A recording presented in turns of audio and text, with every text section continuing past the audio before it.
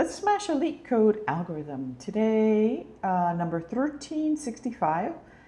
How many numbers are similar? How many numbers are smaller than the current number? So we're going to be given an array of nums, and for each number, find out how many numbers in that same array are smaller than it. That is, for each nums I, you can count the number of valid j such that j is not I and nums j is less than nums I. And here's our example. We get a couple of examples, but let's take this 8, 1, 2, 2, 3. We should get an output array that says 4 because there are 1, 2, 3, and 4 numbers smaller than the 8. The 1 is 0 because there's 0 numbers smaller than 1. Both 2's get a 1 because there's only one number, the number 1, that is less than 2. And then the 3 will get 3 because there are 3 numbers that are less than 3 in the array. And in the description, they give you a little bit of a hint of where to start. And we're going to do that solution first. We're going to use a double looped array, one loop with j, one loop with I. And that will be our first approach. And then I want to show you another way to do it, which is a little less intuitive, but is a nice solution. And I might show you 3 solutions today if we have time. So let's get going. Let's do some pseudocoding. So we're going to want to create an array, an output array, because that is what we're going to return. Create output.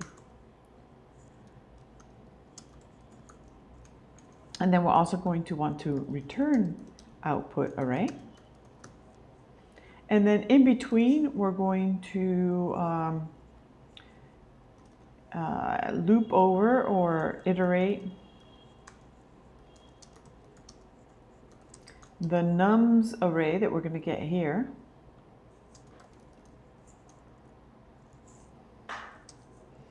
To get a hold of each number. So the outer loop is going to go over each number, and then we're going to iterate over nums again to check the first number against all the rest. If the first and the second numbers are not the same, and the second number is less than the first number,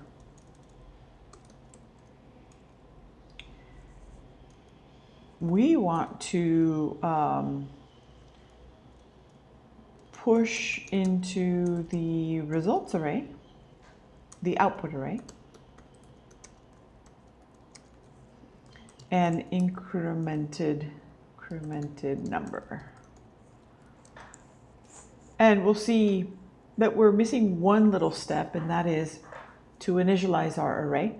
But let's run this first, and then we'll see what the issue is, and we'll fix it. So let's create an array, and we can call it output. Why not? Empty array. And then we need a for loop. Do we have? No, we don't have shortcuts here. So our first array is going to have an index of I starting at 0. And we're going to go over the length of nums. And we're going to increment for the loop. And we need another loop with j as its initialized index. And j is going to be less than nums length as well. And then we're going to increment j. So this needs to go in here.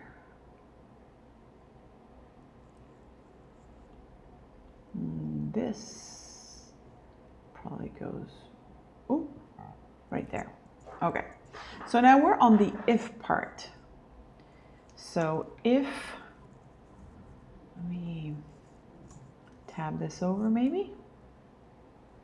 Oh, okay. If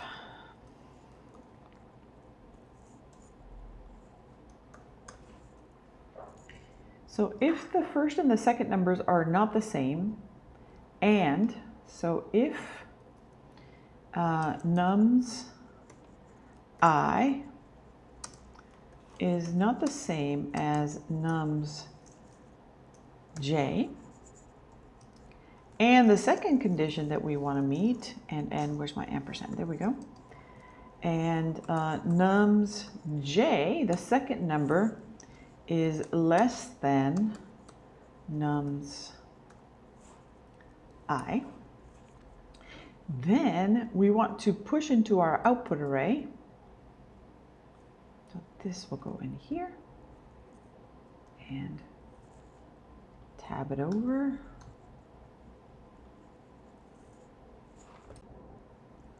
So this is where the issue comes up, is that what we want is to be able to increment a number that's in the array, but our array is empty. So that means that we haven't initialized any positions inside of this array. So if we try to push, like, what, 1, then we would just get 1, 1, 1, 1, 1, 1, 1 for as many numbers are that meet these conditions. And that's not what we want. We don't want an array full of 1s. We actually want to count how many of num i's are greater than our num j's. So what we need to do is initialize our array here.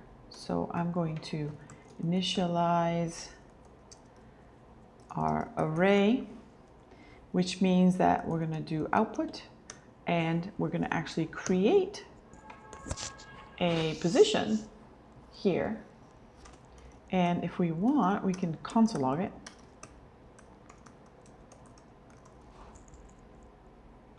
Output I, and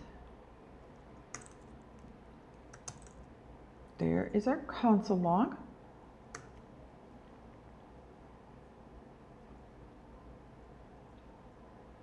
And so then what we're going to do is we're going to say output I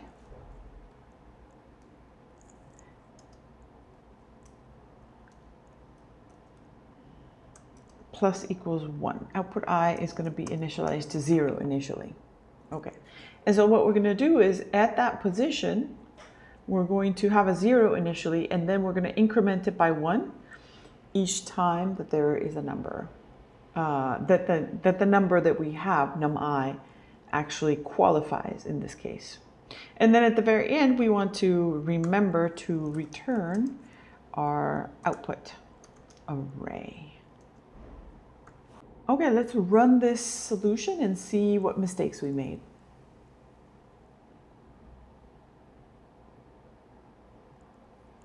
Oh, I misspelled the return, because it's hard to talk and type at the same time. Let's try that again.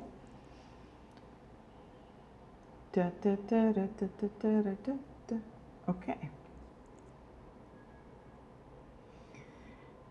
So here is our input, and here is our output I, which we console logged when it was 0. So we created 1, 2, 3, 4, 5, 1, 2, 3, 4, 5 positions with zeros. And then we counted how many, and that is how many numbers were less than that number. And that's what we expected. So we did good. Let's console log the output here. I think that's a good place. So I'm going to move this console log from there to here. That way we can see the output actually incrementing, and that'll be fun. Here we go. 1, 2, 3, 4 for the 8, and then we go to the 1, and there is none, so it doesn't console log because there are no numbers less than 1. So then we go to the 2s, and there's 1 for the 2, and then there's the 1 for the second 2, and then we go to the 3, and there's 1 and 2 and 3 for the 3s. So that's how we get to these numbers.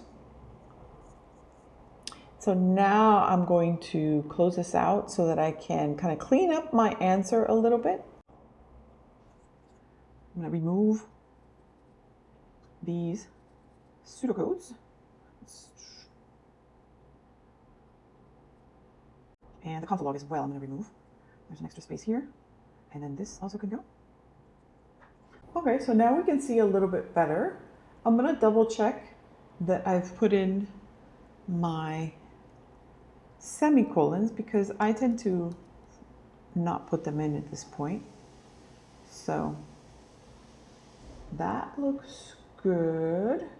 Let's run it again, make sure we haven't messed anything up. It still works, and let's go ahead and submit it.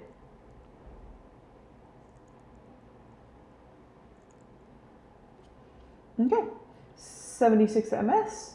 It's faster than 72%, even though it's a double for loop.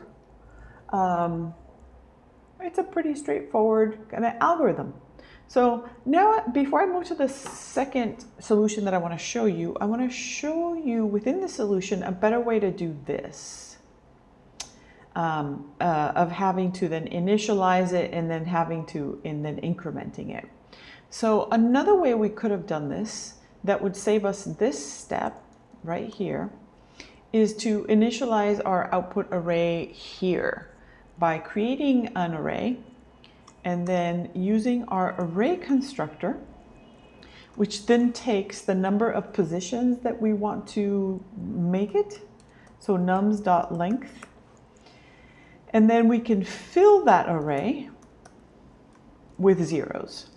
So at the very start, let's console log it.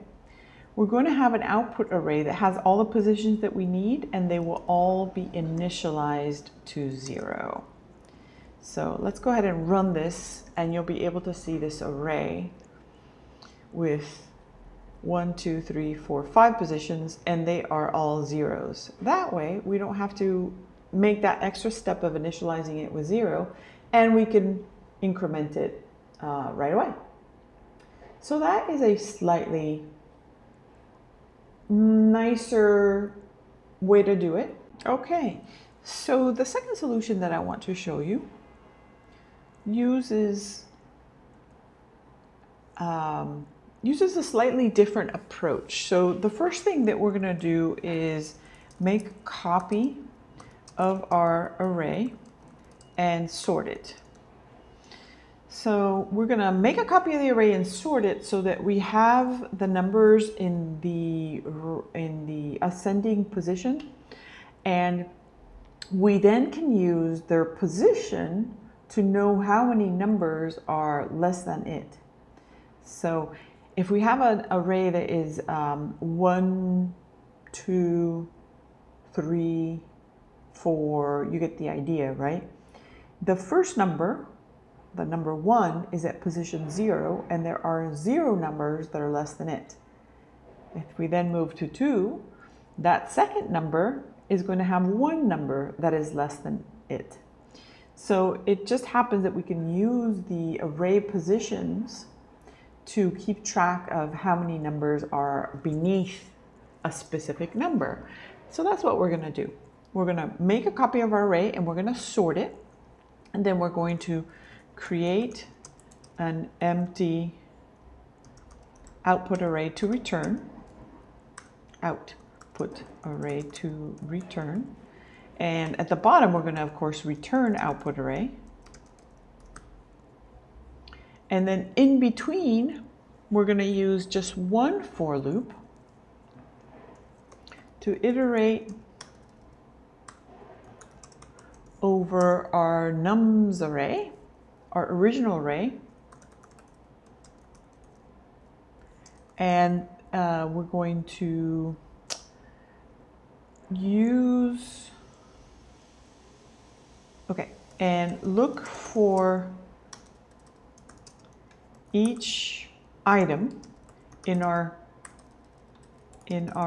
sorted array, and we're going to push into our output array the position of this value in our sorted array, in that initial value, this item's value in our sorted array.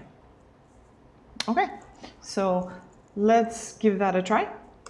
First, we need to make a copy of our nums. One way to do it is to let sorted nums equal.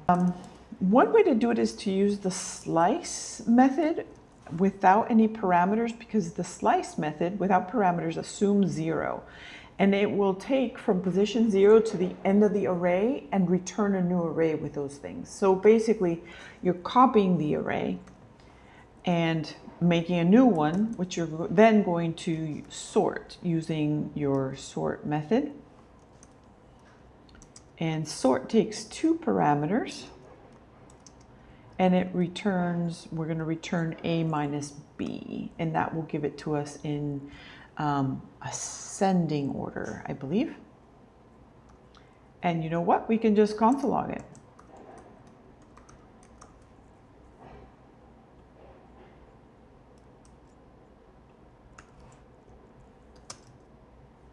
Let's run the code just to console log that sorted nums array. Oops, what did I do? Runtime error. Oh, it's nums, not num singular. Okay, so here's our sorted nums in ascending order, 1, 2, 2, 3, 8. So it took our original input and it sorted it. Now, I don't really like this because this is a use of slice that's kind of hacky, right? It's a kind of a trick. Slice is not really built to do this. It just happens to do this by default. So another nicer, in my opinion, way to do this would be to use our new spread operator in ES6. So let me show you. We can do ... nums, and this then will create a new array, a copy of the array using the values from the previous array.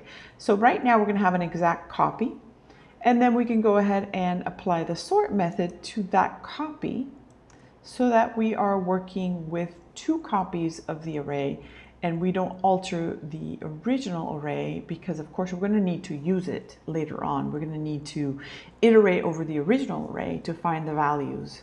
So here we have our array, which now has been sorted. Okay, so now we're going to create an empty output array. So const output equals an empty array. And before I forget, I'm going to come down here and return output array. Okay, so then our next step is to iterate using a simple for loop or other way to iterate over an array. And let I, we're going to start at 0. I is going to be nums.length. And we're going to increment our index. So then for each item in our array, what we want to do is push into our results the index number of that value in our sorted array. So we're going to take sorted nums, index of, and in here we're going to do nums I. Okay, so whatever number this is, which is going to be initially 8, we're going to look for the index number of that value in our copy array, which has been sorted. So here is our sorted array. The 8 is going to be at position 0, 1, 2, 3, and 4. And that also means that there are 4 numbers that are lower than it. So we can just insert that index number, push it into our array, and then we'll go to number 1. Number 1 is in position 0, so that means there are no other numbers smaller than it, and we're going to push 0 into our results array, and so on and so forth. So you see that what we're doing is logically different from what we did the first time. And it's a different way to think about this problem and to deliver the right solution. So this would go here, and then we're going to return our output array. So if we run this code, if we made no mistakes, this should give us a solution.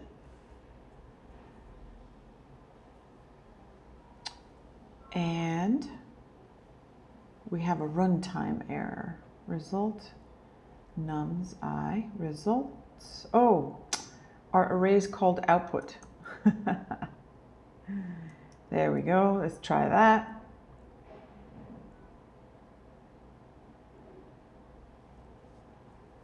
Okay, so we got what we expected. Now I'm going to go ahead and, as usual, I'm going to delete my comments. And this time I'm going to do it from the back to the front, so I can get rid of any extra spaces at the same time. It's just a little bit easier, a little bit faster running this code. And let's go ahead and submit it. Ta-da-da-da. Okay, 88 ms, 23.57% faster than other JavaScript solutions. And so that's pretty good. So I want to try another solution that is actually more complicated. The reason I want to show it to you is because by comparing the 3 different versions, you'll be able to begin to make judgments about what makes for a good algorithm. You're balancing a couple of things.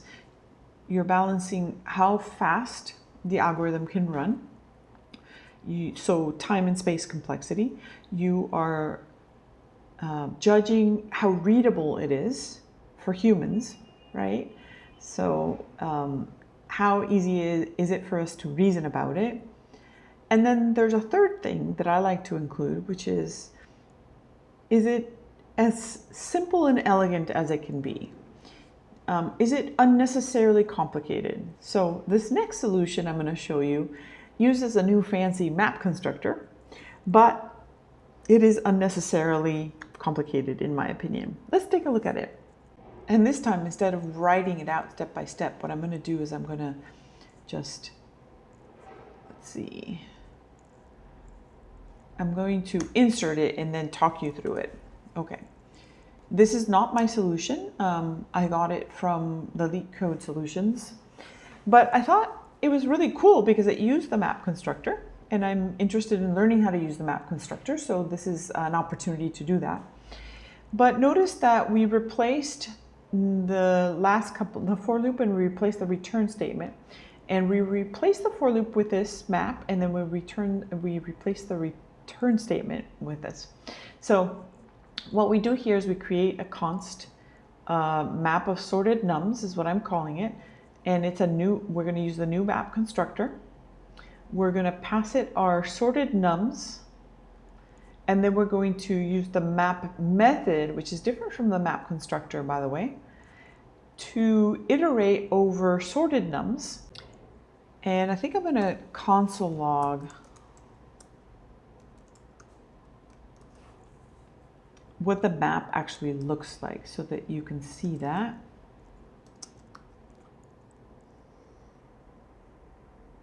So we're going to map through, get a hold of each num and pass it. The map method takes 2 parameters, 2 arguments. Each num in our sorted nums and an index. So then we're going to return that num, an array that has that num, and the length of nums minus the index number minus 1 to compensate for the fact that we're starting at 0. So this is a little bit of hacky math, but it basically gets you to the right number of numbers underneath this number. All right, so we're going to console log it here so we don't lose our minds. And then we're going to take our original array and map over it. And for each item, we're going to look inside of our map to get the number of the position that represents how many numbers that number has underneath it. Wow, okay, let's run the code.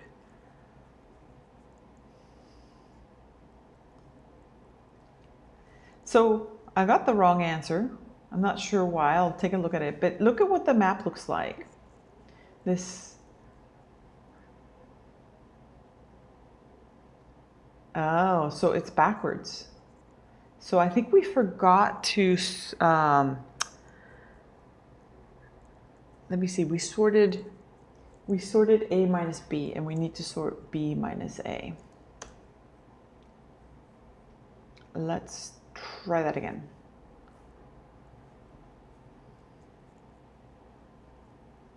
Okay, so we had the order backwards. So for this one, we want it in descending order because of this complicated math they're doing here. So here's what our map looks like. And there's our output and our input. But you can see that we did some extra work here that we didn't need to do. So in order to use our shiny new map constructor, but it doesn't add to the readability or the speed of our algorithm. So it's not really a good trade-off, I don't think. Let's go ahead and submit it and see if it's faster. So 35% faster. According to this, which is not really reliable. But go back to our very first solution. That solution was actually the fastest, even though it was brute force, sort of intuitive approach. Yeah, so sometimes the simplest approach is the best. If you've made it to the end of this video, then you've gone through all 3 solutions with me.